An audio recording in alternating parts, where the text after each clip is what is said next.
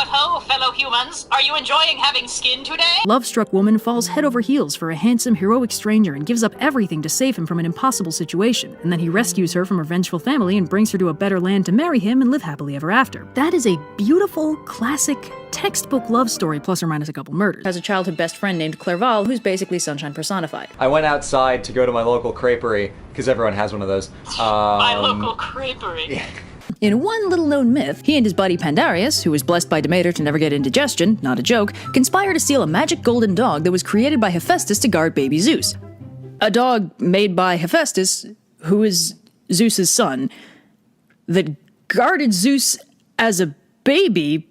That dog was created by Hephaestus to guard Zeus, who was a baby at the time. Okay, so there's like 5 absurdities in that story, but the point is, Tantalus stole a dog. Agamemnon makes the dumbest decision of his life and pisses off Achilles, the most powerful warrior in his entire army. Overall, Victor's life is about as good as it can get, except for that one bit where his mom dies. Hey, I'm Red. And I'm Blue. In case you got confused by our unprecedented physical forms. Which is really freaking weird. Yeah, like...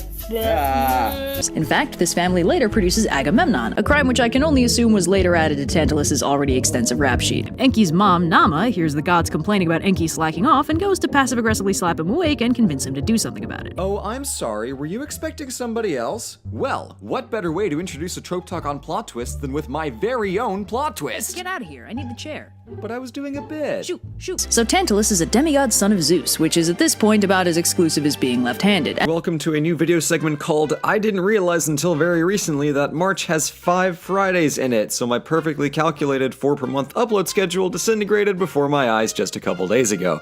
Brought to you by Basic Arithmetic. It's not that hard, I'm just stupid. He is interrupted by his crime against nature, as Frankenstein's monster appears before him and sits him down so we can tell him an exhaustively detailed description of how he spent the last 2 years in the hopes that it will persuade Victor to do something for him. So if you're keeping track, that's an exhaustive life story inside another exhaustive life story that poor Captain Walton is transcribing in its entirety to mail to his sister. Make it, relevant so that you get there's actually a reason for getting images instead of drawing it myself, because it's history, so there's already material out there, so I'm trying to bring the material that exists to you so it makes sense to explain it a little easier. Please note, OSP does not condone violence. Or at least not murder.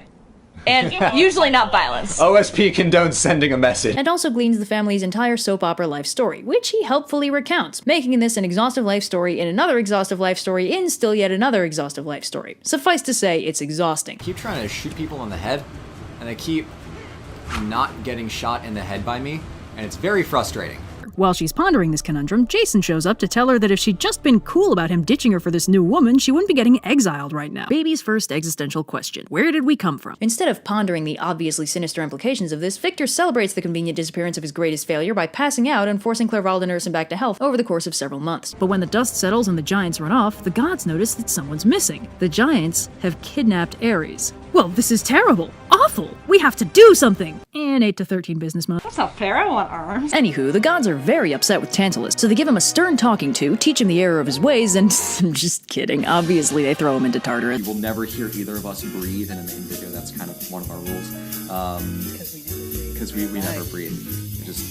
We just sit there and oxygen seeps in through our skin. Anyway, Medea points out that exile is almost a death sentence because she's made enemies everywhere by constantly helping out Jason, who has a habit of pissing people off and then requiring magical assistance. And Jason counters that really she got more than she gave in that bargain because, sure, she sacrificed her family and homeland to do his impossible tasks for him and saved his life over and over again. But hey, now she gets to live in Greece, not that icky barbarian place she came from. All that changes when Victor goes to college. That's right, that uncle you only see at Thanksgiving was right all along. College is an evil tool of the man that changes you into some wussy, bleeding heart version of your former self. The only way to stave off the transformation is to make sure you never learn anything outside your pre-existing worldview and refuse to adjust your opinions accordingly. Well, no, Victor's college experience isn't that kind of disappointing. But you know how every grade has that one kid who's just way more advanced than everyone else, but as soon as that kid tests into a new school environment, they're utterly blindsided by the fact that everyone there is just as smart as they are, and they're no longer the de facto smartest kid in the room, and it sends them spiraling into a crisis of ego because they don't know who they are anymore? Well, that's not Victor's problem either. Hands them off to Nama, presumably before rolling over and going back to sleep for 5 more minutes. Achilles then proceeds to make things even worse for them by praying to his mom, a minor goddess named Thetis, to get Zeus to help the Trojans. That's right, he's so pissed at Agamemnon that he's willing to make them lose the war out of spite. Of course, since I also hate Agamemnon, this doesn't really bother me all that much, but still, not cool, bro. Why does piranha plant have bone in it? Anyway.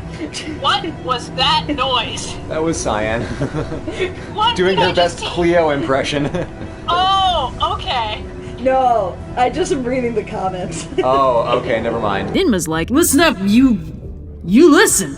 I can do whatever I want, right? I'm a goddess. I can make a dude with whatever fate I want, good or bad. And Enki's like, oh yeah, well anything you can do, I can do something other than that. So like, I can make anyone have any fate, no matter what you do. So if you do something bad, I can give him something good. How about that? So Ninma grabs a big sloppy handful of that primordial creation clay and starts making dudes willy-nilly. In fact, his eyes are so creepy that as soon as Victor animates him, he freaks out, declares the experiment a failure, and storms off to take a nap. After some horribly symbolic nightmares, he wakes up to find the monster staring down at him, freaks out all over again, and books it out into the night. Because nothing says responsible science parent like abandoning your new creation to the elements 5 minutes after his creation because you didn't get his eye color right. Except for Demeter, who's not really paying attention because she's still super bummed out about Persephone ditching her for the underworld 6 months of the year, so she fails to read the room and absentmindedly eats some Pelops' shoulder. Happens to the best of us, I'm sure. Specifically, Mount Delectable. Sadly, this is not actually a mountain of infinite candy, but is instead a symbolic representation of heaven, which I guess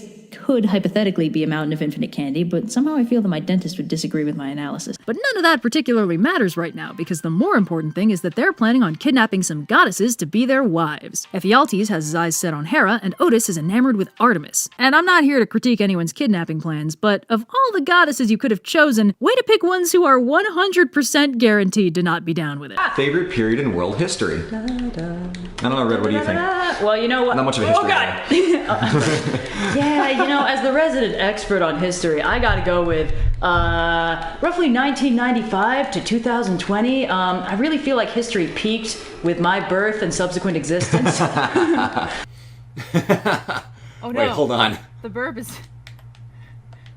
Oh, darn it. It's okay, you all saw it. Yeah, so I may not be the sharpest knife in the Caesar when For dinner, and Tantalus, ever the dutiful host, decided that the best way to honor the gods would be to sacrifice something important to him. So he kills his son, Pelops, and cooks him for dinner. Now, there's no explanation given as to why he thought this was a good idea, because if ancient Greece had a top-tier taboo, it was killing family members, and if it had a second-string taboo, it was cannibalism. A poor person family explained that her name was Elizabeth, and she was a noble-born orphan they'd taken in before they got poor. Victor's parents and Elizabeth's foster parents collectively decide that she's way too beautiful and pure to be stuck living in poverty, so Victor's parents adopt her. Yeah, just screw all those other poor kids that aren't blonde-haired little cherubs.